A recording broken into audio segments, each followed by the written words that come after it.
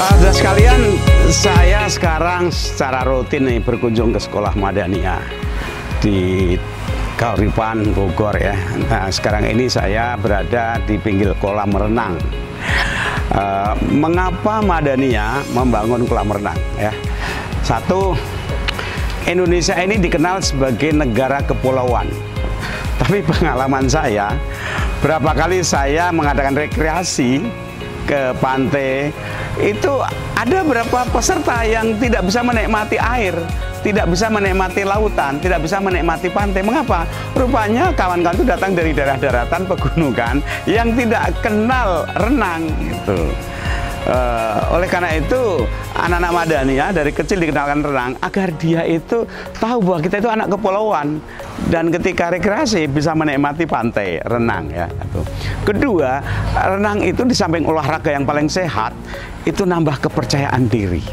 Jadi ada rasa percaya ketika masuk air, kemudian dia merasa percaya diri dan happy. Salah satu terapi menghilangkan stres misalnya ya, itu orang kan renang. Lebih-lebih kalau renang itu dengan kawan-kawannya gitu. Bagi anak kecil, misalnya di TK ya, di Madaniyah itu ada jembatan. Jangan diukur dengan orang tua. Bagi kita jembatan itu sepele. Tapi bagi anak ketika dia bisa melewati jembatan, tidak jatuh, keseimbangan, itu satu prestasi. Dan itu salah satu prinsip atomic habit. Prinsip yang kecil tapi lama-lama membentuk karakter.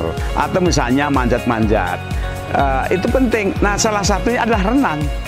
Ketika hari pertama, anak-anak itu kadang-kadang takut kolam renang di pinggiran.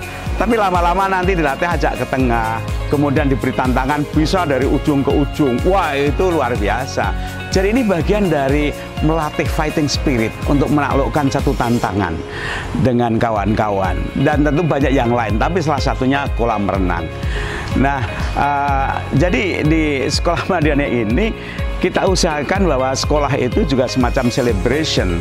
Tiap hari itu anak-anak celebration sebelum mulai pelajaran, rekreasi, jalan-jalan, atau olahraga. Pendeknya, hari itu dirayakan agar anak-anak itu punya pandangan optimis, rasa syukur pada Tuhan, dan berkawan. Ini penting sekali. Tentu kita sadarkan ada berapa problem, makanya misalnya ujian itu kan satu tantangan.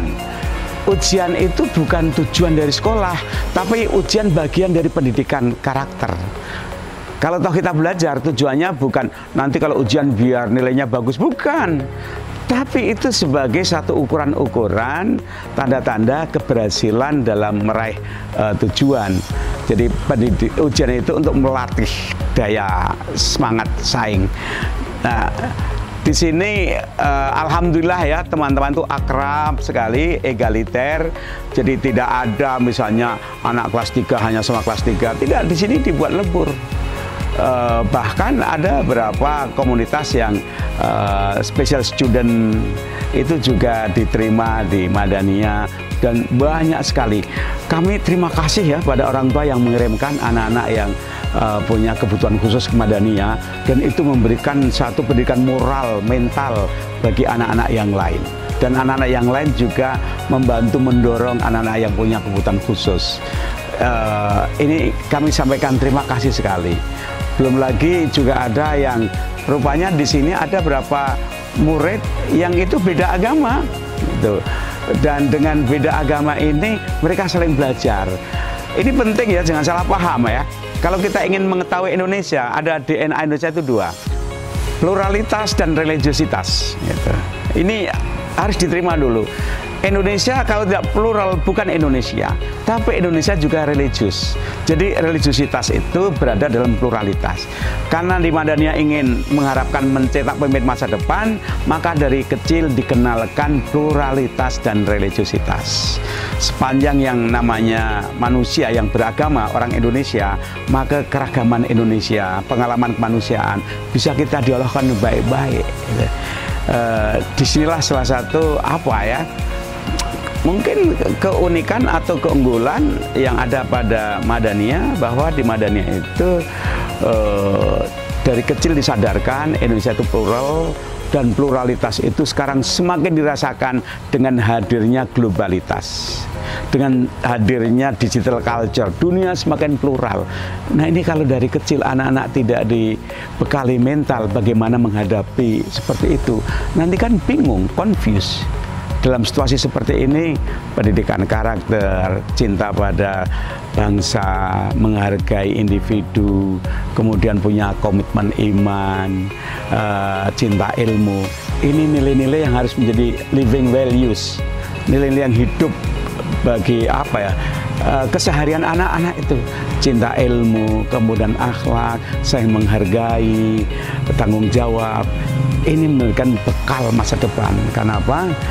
Orang tua sadar ya, bahwa kita itu tidak bisa menemani anak sampai mereka tua. Kita mengantarkan saja, tapi hari depan mereka itu beda sekali. Jadi kita berusaha mengantarkan anak-anak menghadapi hari depannya. Saya rasa demikian ya, sudah cukup panjang obrolan saya. Terima kasih. Lain kali ketemu lagi. Assalamualaikum warahmatullahi wabarakatuh.